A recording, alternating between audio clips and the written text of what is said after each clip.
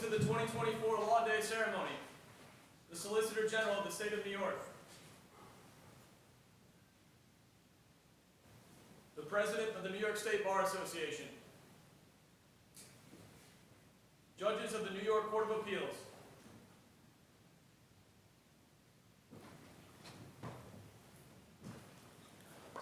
The First Deputy Chief Administrative Judge of the Unified Court System. And the Chief Judge of the Court of Appeals in the State of New York.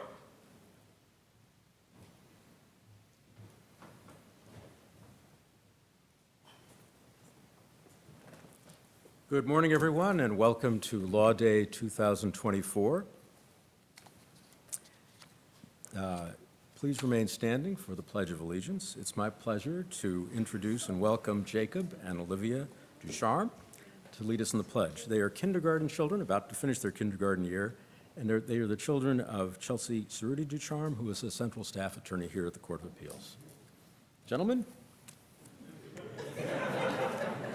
And I love the bow ties, as you all know. I wear them from time to time, and I'm very impressed.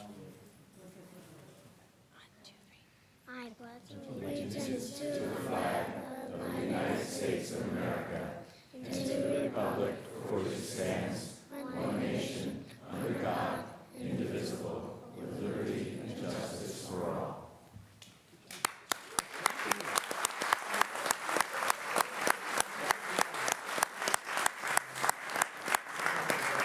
And I also want to welcome back Sergeant Peter Robinson from the 8th Judicial District, who will sing the national anthem.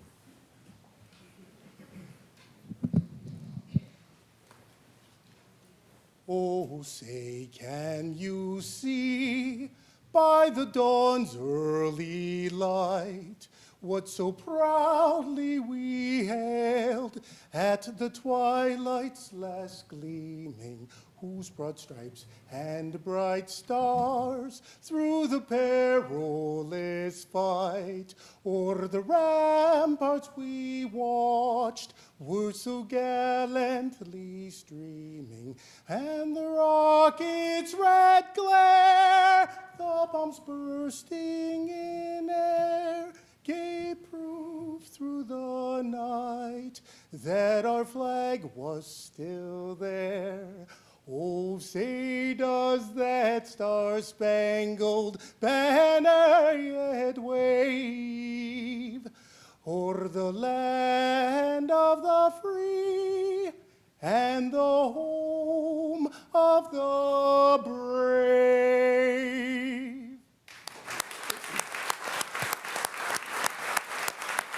Thank you, Sergeant Robinson. And please be seated. Again, on behalf of the Unified Court System and our co-host, the Office of the New York State Attorney General, I welcome you to Law Day 2024.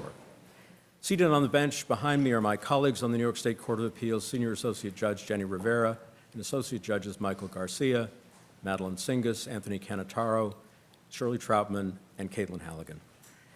Alongside me are the First Deputy Chief Administrative Judge of the Unified Court System, the Honorable Norman St. George, the New York State Solicitor General, the Honorable Barbara Underwood, and the President of the New York State Bar Association, Richard Lewis. Attorney General James intended to be here, but unfortunately could not join us, and we're very grateful that the Solicitor General is able to step in for her. Likewise, Chief Administrative Judge Joe Zayas could not be here today, and we're fortunate to have Judge St. George filling in for him. I'm delighted to look out and see the many colleagues on the bench who are here, and I'm sure they will join me in welcoming our visitors from the Governor's Office, Counsels P.P. Cheng de Castro and Aaron Kalichiat, and Cinnamon Carlarn, the President and Dean of Albany Law School. The rest of you pretty much know each other, and I'm going to save us a lot of time by not introducing everyone, but I am glad to see you. Each year, the American Bar Association creates a national topic for Law Day. This year, the theme of Law Day is Voices of Democracy. Perhaps because I grew up in Berkeley, California, surrounded by continuous student protests ranging from the free speech movement to People's Park to Vietnam War to President Nixon's impeachment with a dose of Free Huey smattered in, I thought the topic had to do with the First Amendment, but it turns out I was wrong. The ABA explains the topic this way. For nearly 250 years, Americans have expressed their political views and wishes by speaking their minds and voting in elections. But I do want to talk about voices, not just democracy and voting, and so I'm going to focus on foreign voices, not American voices. Perhaps the greatest hallmark of our country is that we've had free and fair elections since its founding. Of course, many people have been excluded from voting, both de jure and de facto, but at least as a procedural matter, the votes have been counted accurately and the winners determined by those counts. Recently, though, that democratic system has been threatened in a new way, not by exclusion of qualified voters or fraudulent counting of votes, but by two foreign governments with no history of fair elections, Russia and China. Russian interference with the 2016 and 2020 elections is well documented, and this past October, the State Department sent a cable to nearly 100 other nations warning that Russia is pursuing operations to degrade public confidence in the integrity of elections themselves. In February, the Office of the Director of National Intelligence reported that China was expanding its influence campaigns to sow doubts about U.S. leadership, undermine democracy, and extend Beijing's influence. The vulnerability of our electoral system to foreign attacks is facilitated by the change in the forms of our public discourse. Today, in our world dominated by social media, everyone seems prepared to voice opinions on almost any subject at any time. The rush to comment propagates disregard for the truth. In large part, this is due to the incentive structures of certain social media platforms. They are designed to maximize screen time, and studies show that content keeps us scrolling and clicking and sharing are not the stories that are nuanced or fact-checked or that fairly present competing points of view. No, the stories that keep users coming back are the ones that make us angry. So it is the polarizing stories that the algorithms amplify. We glean unvetted information all day long in fragments fed to us by algorithms trained to serve us more of what we already believe. As a result, it is becoming increasingly difficult to discern fact from falsehood. We now find ourselves unable to find common ground on very basic things: historical events in our country's past, the safety of modern medications, or whether Taylor Swift is a government psyop. To search for a remedy for foreign electoral interference, I thought I would turn to my favorite foreign observer of American democracy, Alexis de Tocqueville. The United States that Tocqueville saw in 1831 was very different from our nation today. He observed that our democracy's great advantage arose from the fact that the Americans have no neighbors, and consequently they have no great wars or financial crises or ravages or conquests to dread. They require neither great taxes nor great armies. We are no longer a country without neighbors, financial crises, or great armies. But apart from that fortuitous advantage of time and geography, Tocqueville identified three structural pillars that would, in his words, contribute most powerfully to the maintenance of the democratic republic in the United States. Those pillars remain as true today as they were nearly 200 years ago. The first is what we think of as our dual system of checks and balances, in which federal power is divided among the three co-equal branches of government, and power is also divided among the federal, state, and local governments. In his words, that form of government enables the Union to combine the power of a great empire with the security of a small state, because the townships, municipal bodies, and counties may therefore be looked upon as concealed breakwaters which check or part the tide of popular excitement. Although governmental power has been concentrated in the federal government since Tocqueville's time, the principle remains true. The diffusion of governmental power makes it harder for foreign governments to interfere with state and local elections. Somewhat more wryly, Tocqueville also noted, when the central government has issued a decree, it must entrust the execution of its will to agents, over whom it frequently has no control and whom it cannot perpetually direct. I think we've seen that phenomenon in practice and has allowed us to weather some unpleasant times. His first pillar suggests that a greater role for state and local governments will make it harder for foreign governments to disrupt our democracy. Tocqueville's second pillar consists in those municipal institutions which limit the despotism of the majority and at the same time impart a taste for freedom and a knowledge of the art of being free to the people. Foremost among those municipal institutions was education and the operation of government. As Tocqueville explained, the citizen of the United States does not acquire his practical science and his positive notions from books. The instruction he has acquired may have prepared him for receiving those ideas, but it did not furnish them. The American learns to know the laws by participating in the act of legislation, and he takes a lesson in the forms of government from governing. The great work of society is ever going on beneath his eyes and, as it were, under his hands. We have fallen down sharply in this sense of public education, both in school-based education and in active participation in government. That was the focus of my Law Day address last year. My point this year is that we have made ourselves vulnerable to the instantaneous spread of internet-based falsities by our failure to teach civics in the classroom and our failure to practice it through involvement in local civic education. Tocqueville saw that civic associations drew people out of their private concerns and made them part of something larger. By working alongside people with different interests, whether to help a neighbor raise a barn or to join an effort to remove litter from Main Street, again in Tocqueville's words, feelings and opinions are recruited, the heart is enlarged, and the human mind is developed by no other means than by the reciprocal influence of people upon each other. Social media, by contrast, should be thought of as anti-social media, a place for solitary broadcasting of one's private concerns. Indeed, studies show that higher levels of social media use are associated with higher levels of loneliness. Tocqueville identified his third pillar as the constitution of the judicial power. The courts of justice serve to repress the excesses of democracy, and they check and direct the impulses of the majority without stopping its activity.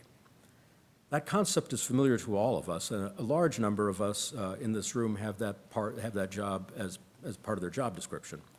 But for those of you who are not judges or not yet judges, Tocqueville had a few choice words. The authority Americans have entrusted to members of the legal profession and the influence which these individuals exercise in government is the most powerful existing security against the excesses of democracy.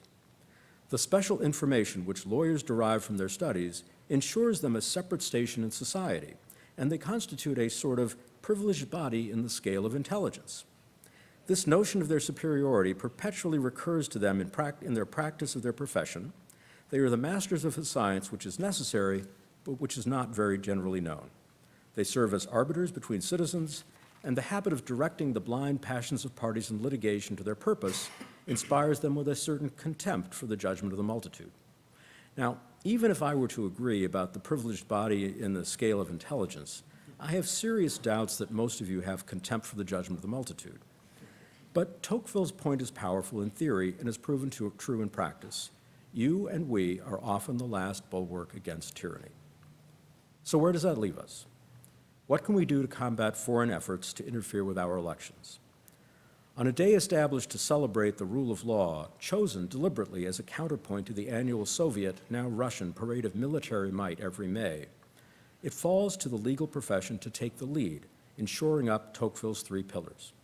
We can do so by helping to revitalize and empower our state and local governments, by re-engaging and educating our citizenry in both governmental and hands-on community activities, and by using the law to combat that interference and to ensure that our elections remain free and fair. No efforts need to be large to be meaningful, but they need to be plentiful. As you may have noticed from numerous press releases and news articles over the past year, the unified court system has undertaken a wide variety of modest efforts to foster a sense of civic responsibility, engagement, and understanding, ranging from creating a program to hire recent high school graduates as paid summer interns, to creating the position of civics coordinator, to running moot court, mock trial, and other educational programs. In that regard, I have one additional responsibility today beyond the normal Law Day address. Our Office of Justice Initiatives, in partnership with the Historical Society of New York Courts, has invited high school students all over New York State to participate in an art contest inspired by the American Bar Association's Law Day theme. Art and democracy go hand in hand. The freedom inherent in democracy allows the arts to flourish. And in turn, the arts strengthen democracy by challenging the status quo, by helping us understand another's point of view, and by seeking out sometimes uncomfortable truths, and in doing so, revealing who we are to ourselves. And political art falls closer to what I thought of as voices of democracy anyway. This year, we received more submissions than ever in the contest's history, 91 submissions from across the state. We set up a display monitor in the entry room to the courtroom that is rotating through many of the submissions. Some of you may have had a chance to see that and wonder what it was as you walked in. And I encourage you to take a look as you pass through after today's celebration. All 91 participants received a certificate of participation and a pocket-sized copy of the federal Constitution. In keeping with my remarks today, next year we'll hand out pocket-sized New York Constitutions. A panel of five judges, not necessarily judges of the law, but judges of art in this case, scored each entry on several criteria, including creativity, originality, quality, content, and complexity. Today, I'm delighted to announce the 3 entries that received the top scores. They are Liberty Sings by Mitchell Homack of Cayuga County in the 7th Judicial District, Democracy Brings Us Together by Shanjing Chen of Nassau County in the 10th Judicial District, and The Source of Our Voices by Milo Brustein from Kings County in the 2nd Judicial District. The 3 winning pieces are on easels that you'll pass by on your way out of the courtroom. The judges selected the winners just a few days ago, so it was not possible for us to arrange travel so they could be here with us today, but Mitchell, Shangjing, and Milo, I hope you and your families are watching the live stream today.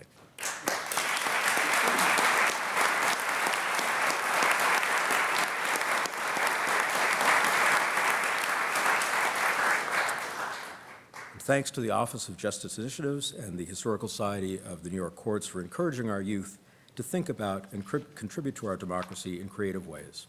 And I thank all the students who use their time and talent to participate in our art contest. It's now my great privilege to turn the program over to the Solicitor General of the State of New York, the Honorable Barbara Underwood.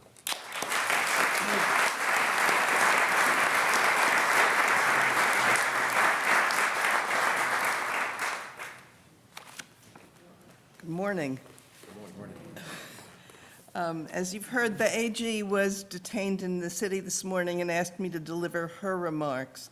So I'm going to ask you to imagine that Tish James is standing here before you, and I'll do my best to deliver her message to you. Thank you, Chief Judge Wilson, for your leadership and for everything you do as the head of the state judiciary. You're leading our state boldly into a future, pursuing true justice and making New York fairer for all. I was so honored, this is Tish, I was so honored to be a part of your State of the Judiciary remarks and so moved to see the tangible results and the lives being served through your innovative approach to justice.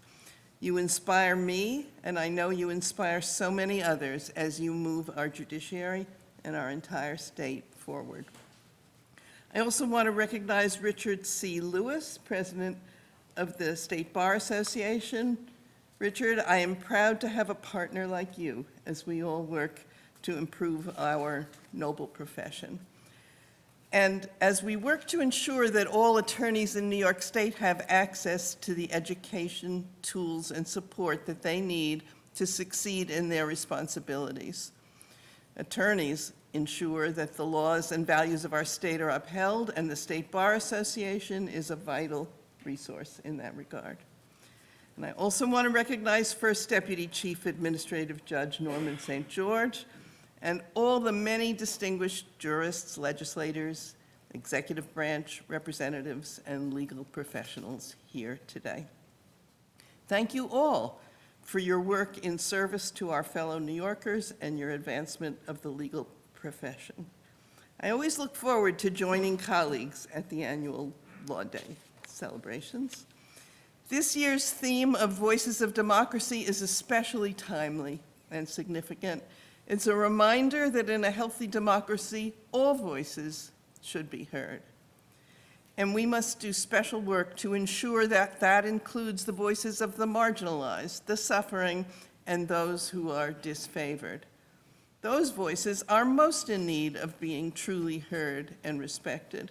They are the ones who are crying out for justice, who have far too often been dismissed and demeaned. This is especially true when it comes to those New Yorkers and other Americans grappling with mental health issues. I want to pause for a moment to consider the enormous challenge presented by mental illness in the criminal justice system. My office is on the front lines daily to keep our fellow New Yorkers and communities safe from harm, and as a result, I know firsthand the challenge we face in dealing with mental illness in the criminal justice system. It's often said that the largest provider of mental health services these days is the prison system. An estimated 44% of those in jail and 37% of those in prison have a mental illness. And even more people in the correctional system have a substance abuse disorder. About 63% of people in jail and 58% of those in prison. These substance abuse disorders are often the result of people seeking to self-medicate and address underlying mental health concerns. And studies have also shown that the percentages are even higher for minors in the juvenile justice system. Between 65 and 70% of minors in the juvenile justice system have a diagnosable mental health condition. And yet, those of us charged with enforcing the law fairly, equitably, without fear or favor, haven't found a way to provide adequate mental health services to people in the correctional system. Defendants who are arrested are often unable to get the mental health services they need through mental health courts or otherwise, unless they plead guilty. And even then, beds and services are limited and Medicaid reimbursement rates are low. Through our own experiences as lawyers, judges, and law enforcement professionals, we know that many people with mental illness cycle through the justice system and cycle through often without receiving needed or any mental health or other treatment services. In my office, we see it acutely in the work of my Office of Special Investigation, charged with investigating deaths caused by acts or omissions of law enforcement officials. We frequently witness patterns of suicides in jails and emergency mental health calls resulting in tragic and avoidable deaths. This problem is widespread throughout the system and requires wholesale reform to be addressed appropriately. Doing something about it is imperative both for practical reasons, for legal reasons, and for moral reasons as well. Now, what does this kind of reform look like? This is a question our state's leadership has been contemplating for a while. We realize the importance of finding solutions and support for these New Yorkers. We need to provide support that spans the entire justice continuum to ensure a range of treatment resources for those who suffer from mental health issues, from the time they first enter our justice system and throughout their contact with it. There's been some progress on that front, taking a proactive approach to these issues of fairness, decency, safety, and democratic virtue. Just last week, Governor Hochul announced that more than $33 million has been budgeted for the coming fiscal year to expand mental health services for people involved in the criminal justice system.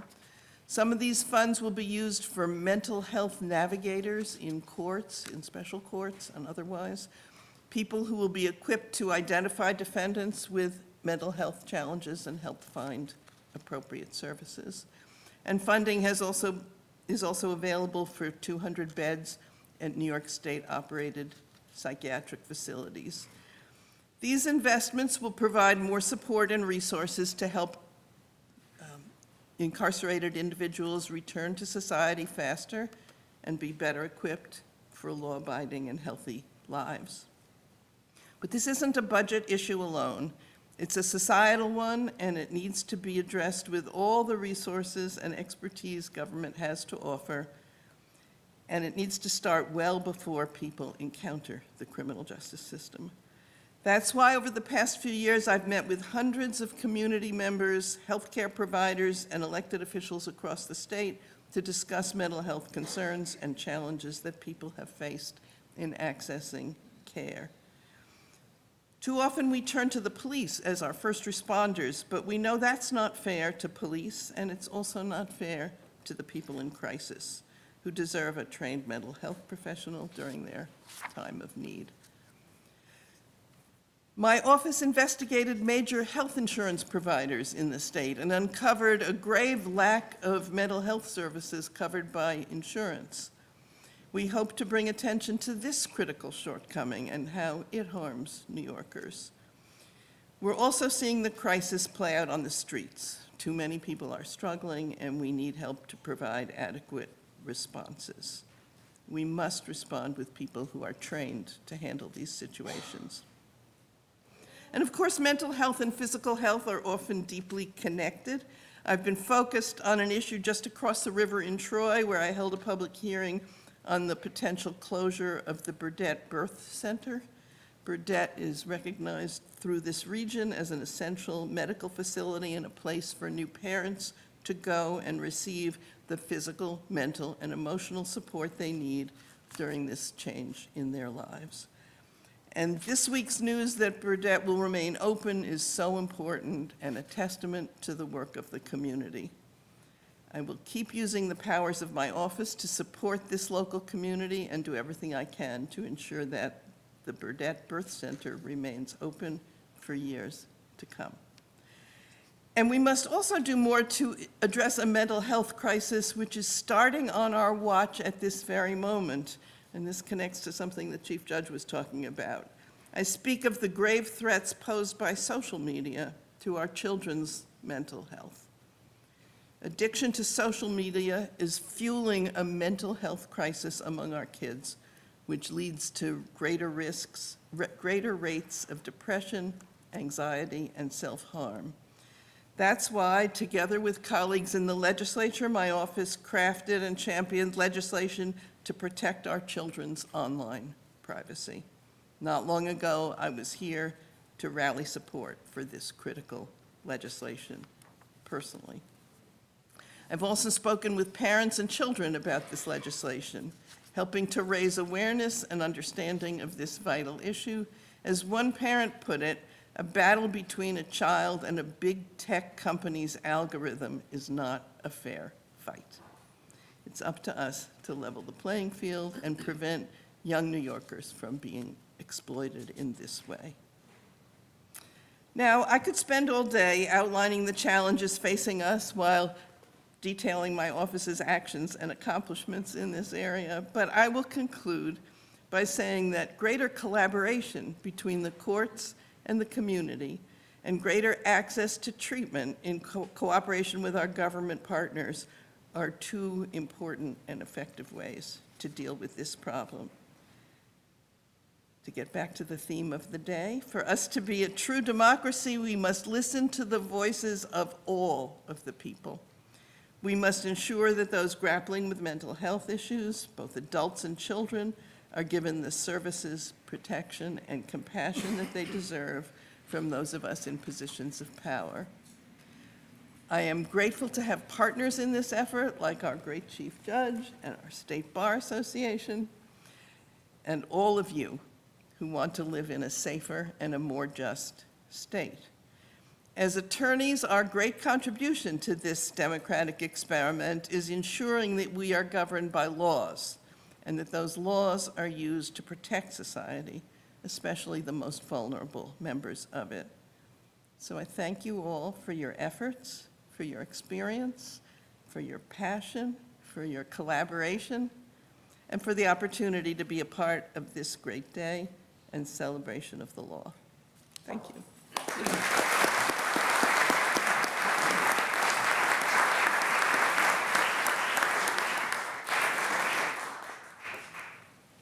And it's now my great privilege to introduce the President of the New York State Bar Association, Richard Lewis.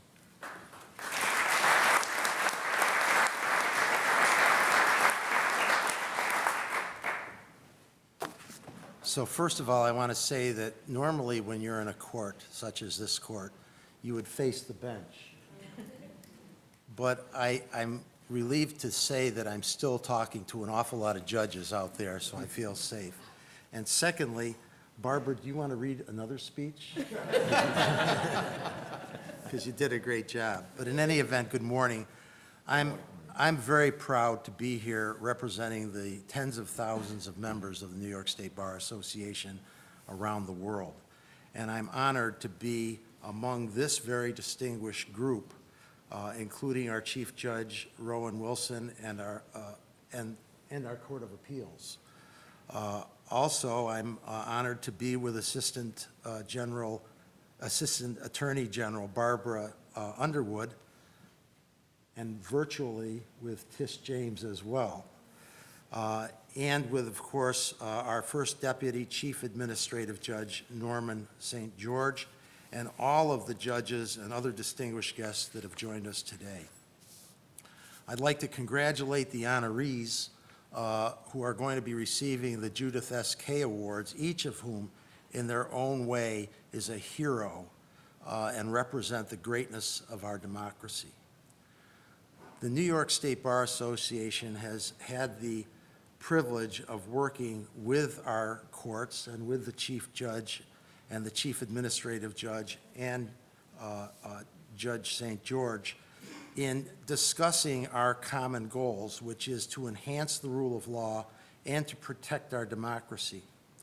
We've worked together on many issues, and we at the State Bar really appreciate the open door that the court has had for us, and we are very pleased that we can have these very frank discussions, which have hopefully led to some very good analysis of the issues that confront lawyers today. Today we celebrate how the law and the legal process protect the freedoms shared by all Americans. Our government structure is designed so that there can be debate, so that there can be civil discourse, and so that we can have our voices heard and we can hear the voices of others. Now, when you talk about civil discourse, it doesn't seem to be the rule today. And as Judge Wilson indicated in his speech last Law Day, this is not the first time in American history when society has acted with a lack of civility. But we are now at a pivotal point as we look towards the 60th presidential election in our nation's history. Our democracy is threatened by growing mistrust among our fellow citizens who doubt the effectiveness of our electoral process and who further doubt the good faith of almost anybody, including our candidates. An ABA survey that came out just last week indicated that 74% of those surveyed believe that our democracy is weaker than it was 5 years ago. Over 50% of respondents indicate that the general public does not understand how our democracy works. That may be a low percentage. The portrayal of partisan politics in the media reverberates not only throughout our country, but beyond our borders. An inability to compromise, an inability to hear each other speak and what we each have to say impedes our ability to form a consensus on strategic technological investments and negatively impacts economic policies and trade relations. All of this has helped to foster attitudes ranging from anger to indifference amongst our citizens regarding who their elected officials are, and that even extends to the local level. We have to address this detachment. We must ensure that elections matter. People, especially young people, need to know that their voices are being heard and that they have ears to hear other people's voices as well. They need to know that their votes are valued and that they can vote safely and with impunity and without fear of harassment because they may have a position that is different from others. We, including everyone in this room, have the unique power to help define our future. We must work towards the positive and not be entrenched in the bigotry and the hatred that seems to be permeating what's going on today. We need to not begin each interaction assuming that the other person is operating in bad faith. We have to be able to compromise. We don't live in a zero-sum society. Apathy has not always characterized the prevailing attitude of our youth. In the 60s, while there was plenty of protest and there was plenty of upheaval, most young people got more involved in politics in a positive way. And it was those that got involved that helped to spearhead the ratification of the 26th Amendment. Now, it doesn't seem as though these young people of today wish to get involved in these positive political issues. Lincoln's idea of, in the Gettysburg Address, of the people, by the people, and for the people, should have a modern interpretation as being inclusive. We, the people, come from every geographic region with diverse outlooks, diverse thoughts, diverse concerns, and diverse proposals for results. We can be Christians or Jews or Muslim, Asian, Black, Hispanic, or Caucasian, and we can also be of different sexual identities. We, the people, must be heard, and we, the people, must listen to the other we, the people. Law Day is a time to reflect on the fundamental promise of America. However, we cannot merely reflect. The theme, as you've heard, of this year's Law Day is Voices of Democracy, and we need to use our voices and let others use theirs to express opinions. This is the foundation of our democracy. We have to take on the responsibility of speaking out courageously and to not just live in an echo chamber and gravitate towards only people with whom we agree. We need to listen as well as speak. Overall, we're much more like each other than we are different. We have the same concerns for our children. We have the same concerns for our safety and our schools. However, political developments over the past decade have led to the misperception that our differences are so profound that we've lost our ability to compromise or even listen to one another. The mistrust that has crept into our political discourse has convinced many people that disregard or disagreement translates into a personal threat. This attitude has discouraged people from speaking out and has inhibited our ability to engage in civil debate. It's even resulted in people not going to various cocktail parties because of who might be there and who might be criticizing them. As lawyers, we have a role to play, and we need to use that role to ensure and promote the rule of law, as well as imparting civics knowledge to our citizens.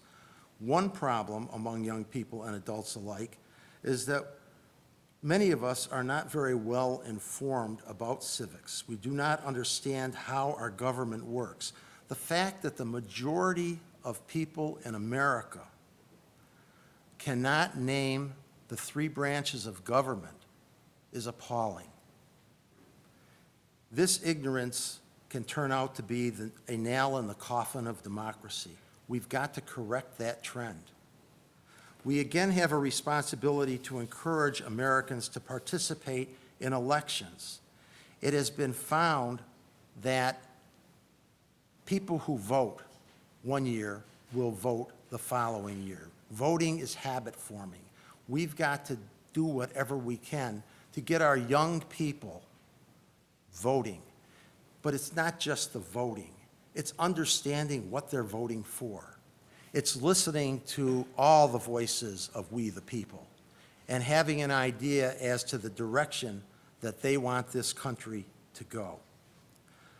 The New York State Bar Association is committed to doing just that. One of our missions is to educate and inform the public, and that's why we are hosting a civics convocation on this very topic next week, May 9th. Our aim is to ensure New Yorkers understand what the United States Constitution guarantees and why the history of our democracy is important, both the high points and the low points. It all happened. We have to be aware of it, and our voters have to be aware of it. We must learn from both the events that we are rightfully so proud of and for the blemishes that we are so ashamed of. Chief Judge Wilson will be our keynote speaker, and U.S. Supreme Court Associate Justice Sonia Sotomayor will deliver virtual remarks at the Bar Center, and the Associate Justice will also take questions from students. This is a rare opportunity, and we're hoping that it's going to inspire a lot of these students, and their inspiration rubs off on others. We've tried to make this a very egalitarian affair. We don't want just honor students. We want all students, and we've taken steps to do that. Greater youth involvement in politics and elections is imperative to our survival, and we need to have these kids grow up and understand what our country is about, what our government is about. We have to have them understanding what their options are as far as voting, and we have to start this with education that begins in kindergarten. We can't just wait until somebody is 35 years old and try to explain it. Kids have to be taught civics. In any event, it is imperative that we advocate for our youth and for the future of democracy. We do that by promoting civil exchange of ideas to ensure that their voices and our voices are all heard. It's extremely important that we speak up, and equally important that we listen. So in closing, I would like to thank the court for again hosting this Law Day event, and I again want to congratulate today's honorees of the Judith S. K. Service Awards. Thank you.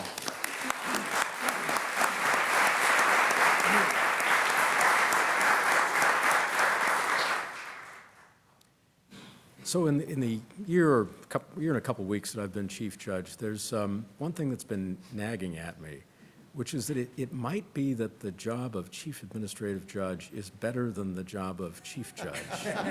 And one of the things that weighs on that side of the scale is it's the duty of the Chief Administrative Judge to hand out the service awards at this event every year, which I always thought of as the real highlight of this program.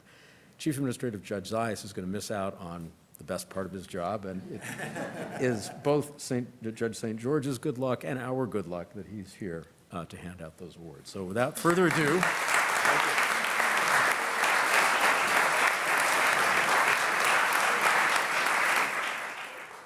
Good morning. morning. I'm Judge Norman St. George, and I am privileged to serve as the first Deputy Chief Administrative Judge for the New York State Trial Courts.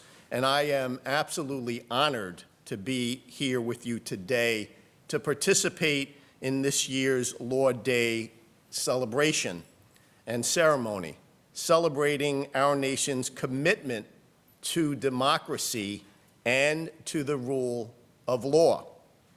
President John F. Kennedy reminded us that democracy is never a final achievement. It is a call to untiring effort. Let me begin by thanking our brilliant Chief Judge, the Honorable Rowan D. Wilson, and our dynamic Chief Administrative Judge, the Honorable Joseph A. Zayas, for their innovative and steadfast leadership of our courts, together with our Deputy Chief Administrative Judges, the Honorable Edwina G. Richardson, Deputy Chief Administrative Judge for Justice Initiatives. We call her the Titan of Justice. The Honorable Deborah A. Kaplan, Deputy Chief Administrative Judge for the New York City Trial Courts. The Honorable James P. Murphy, Deputy Chief Administrative Judge for the courts outside of New York City, and all of our administrative judges, our PJ of the Court of Claims, our statewide coordinating judges, and supervising judges. Under the leadership of Chief Judge Wilson, we are making the New York State courts the best that they can be or as he says, better than you can imagine. I want to take a moment to recognize our incredible presiding justices of our 4 appellate divisions, Presiding Justice Renwick of the First Department, Presiding Justice LaSalle of the Second,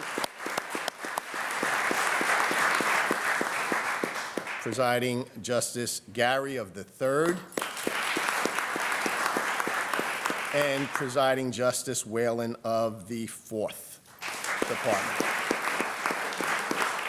I want to also thank our New York State Attorney General, the Honorable Letitia James, for the work that she does, and Solicitor General Barbara Underwood for delivering her remarks. I was actually able to imagine her giving the remarks. You have some of the same mannerisms, so thank you for doing that.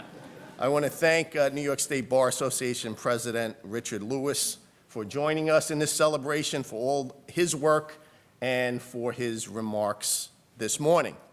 I have the distinct honor of recognizing and thanking members of our court family who have gone above and beyond what is asked of them and who exemplify the true meaning of public service, good citizenship. I am presenting what was once known as the Lord Day Merit Awards on behalf of Chief Administrative Judge Zayas, who is out of the country on a trip which was planned prior to his appointment as Chief Administrative Judge. So I'm going to ask you to imagine that Chief Administrative Judge is giving these awards. There's a lot of material there. I'm just going to leave it at that. I'll leave it at that. Chief Administrative Judge Zayas sends his congratulations and well wishes and regrets that he could not be here today. In 2016, these recognition awards were aptly named after the late Judith S. Kaye, Chief Judge of the New York State Court of Appeals, as a tribute to Chief Judge Kaye's years of exemplary service to our courts. Not only was she the first woman Chief Judge, she was the longest-serving Chief Judge. This year, 9 members of our court family have been selected to receive the Judith S. Kaye Service Award. The awards are given in 3 categories: exemplary work performance, community service and humanitarian pursuits, and heroism. Our first Judith S. Kaye Award recipient for exemplary work performance, Mark Chow, Network Systems Engineer 2. Mr. Chow oversees the local access computer network and other technical facilities in the Queens Family Court.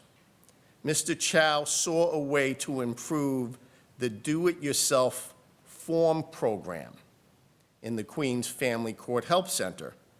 The DIY program assists court users with filings such as paternity, child support, custody, and visitation. Mr. Chow submitted a proposal to install adjustable desks that move up and down, equipped with tablets to maximize accessibility for our court users. The implementation of this proposal has been a huge success, and we are currently expanding it into the city's other 4 counties, beginning with the Bronx. Mr. Chow's ideas and willingness to go above and beyond, and his commitment to improving justice and access to justice is inspiring and very, very much appreciated. So I would like to ask Network Systems Engineer 2, Mark Chow, to come forward to receive his award.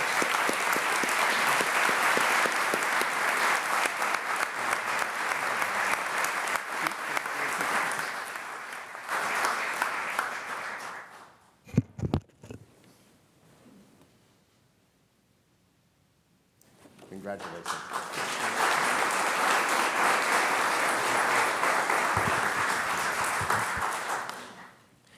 Our next Judith S.K. Award recipient for exemplary work performance is Chandra Nash, Senior Court Analyst, Mental Hygiene Legal Services, Appellate Division, 2nd Department.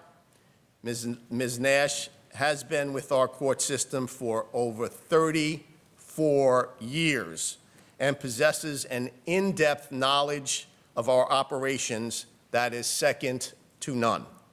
Ms. Nash often serves as the first point of contact for mental hygiene legal services clients or parents who are in psychiatric hospital settings.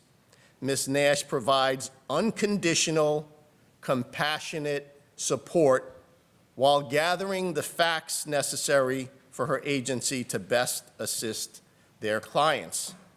Ms. Nash's ability to provide such exemplary services to thousands of people across Long Island for 3 decades is nothing short of astounding. Ms. Nash's efforts to ensure that mental hygiene legal services of the Appellate Division, 2nd Department is responsive to the needs of the community and help to make it the best mental health advocacy agency it can be. So with that, I would ask Senior Court Analyst Chandra Nash to please come forward.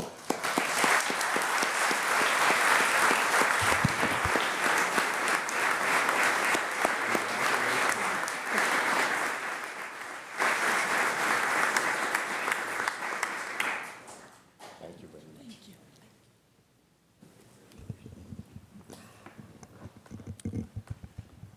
The next 4 awards are the Judith S.K. Service Award for Community Service and Humanitarian Pursuits. The first 3 recipients are Captain Jessica Herrera, Department of Public Safety, 25 Beaver Street; Captain Vincent Sinclair, New York State Court Officers Academy in Brooklyn; and Lieutenant Erica Prosper, New York State Court Officers Academy in Brooklyn. Our Titan of Justice, Deputy Chief Administrative Judge for Justice Initiatives, the Honorable Edwina G. Richardson, tasked Chief Michael Magliano and Chief Joseph Basileri with developing a statewide community outreach program. Captain Jessica Herrera, Captain Vincent St. Clair, and Lieutenant Erica Prosper were hand-selected to spearhead this very, very important initiative. The trio have done tremendous work partnering with schools, colleges, houses of worship, community organizations, organizations for children with special needs, and our partners in the criminal justice community to develop resources to reach and assist members of our communities, especially youth and those most vulnerable in our society and valuable in our society. Their individual and collective compassion, professionalism, and drive are most deserving of this prestigious award. I ask Captain Jessica Herrera, Captain Vincent Sinclair, and Lieutenant Erica Prosper to please come forward.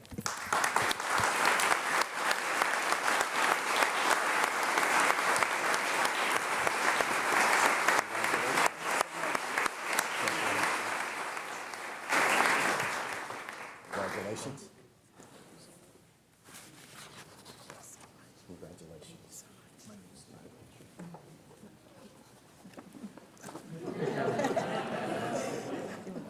Open it? Yes.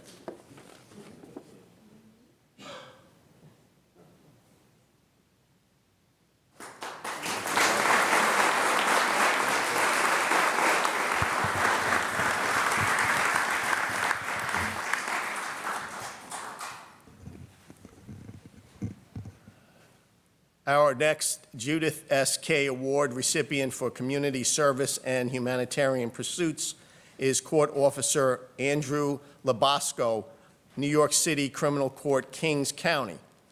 Court Officer Labasco, prior to becoming a court officer, was dedicated to the Law Enforcement Explorers program and has continued that dedication since becoming a court officer in January 2020.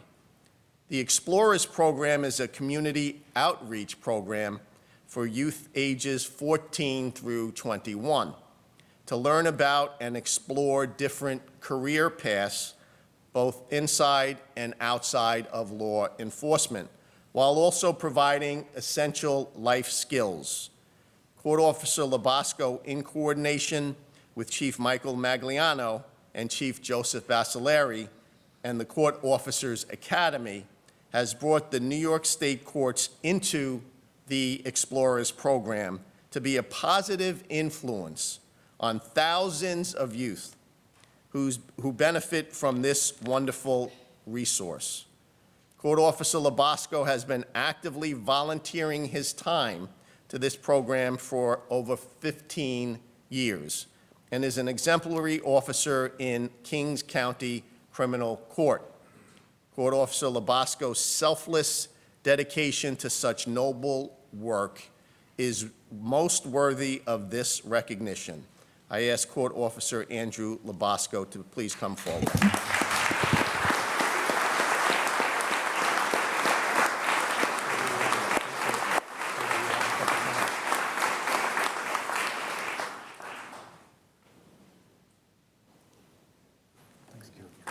Thank you.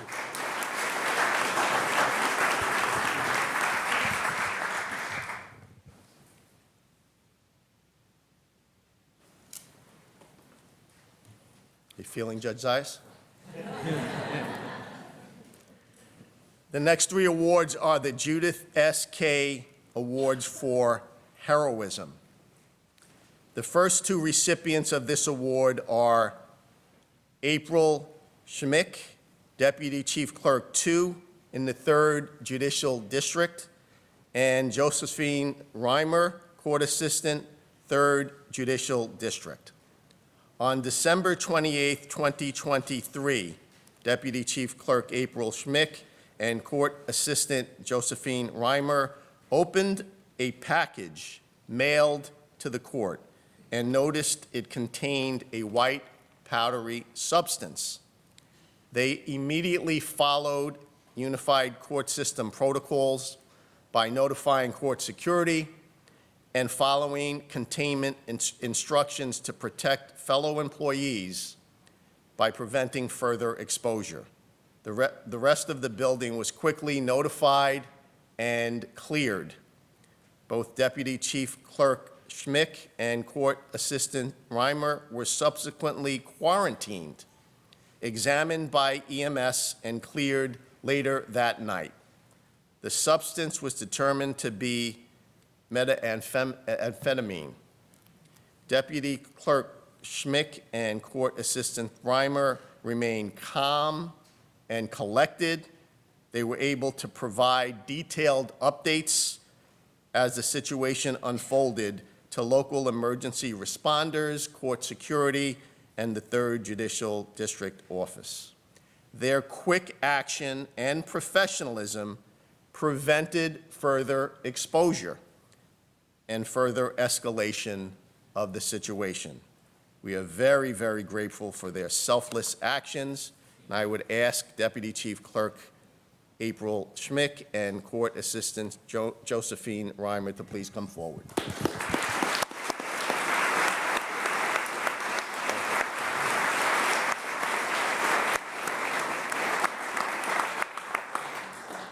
Thank you very much. Thank you very much.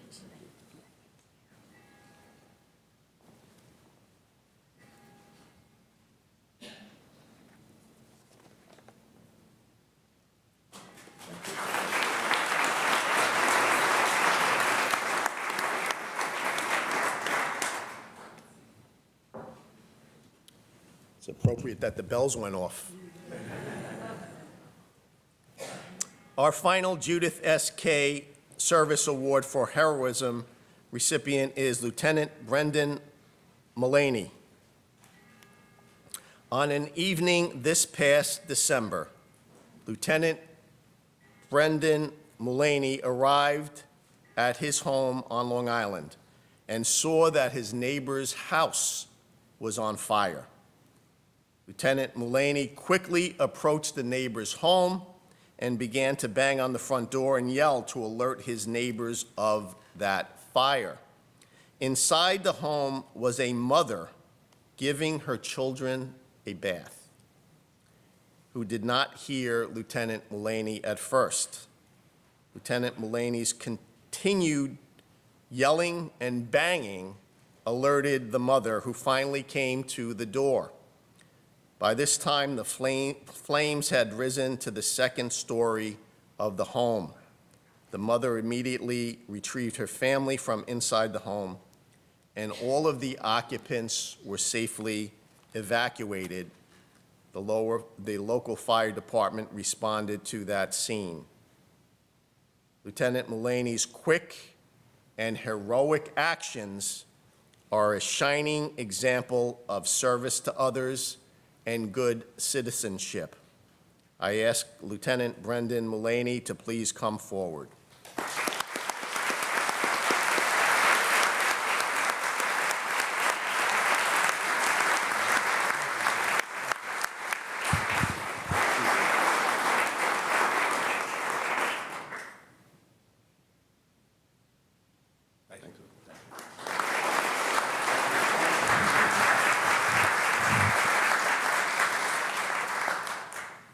In the words of Winston Churchill, we make a living by what we get. We make a life by what we give. On behalf of our unified court system, I thank each of today's Judith S. K. Service Award recipients for all that they have given and continue to give us all. Congratulations to each of you. We are tremendously grateful for your service. Please join me in giving all of these outstanding members of our court a round of applause.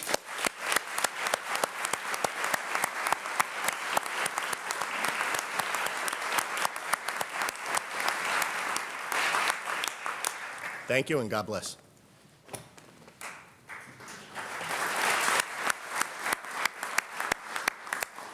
And that's it for Law Day 2024. Please don't forget the art on your way out. It's wonderful to see everyone. Thank you again.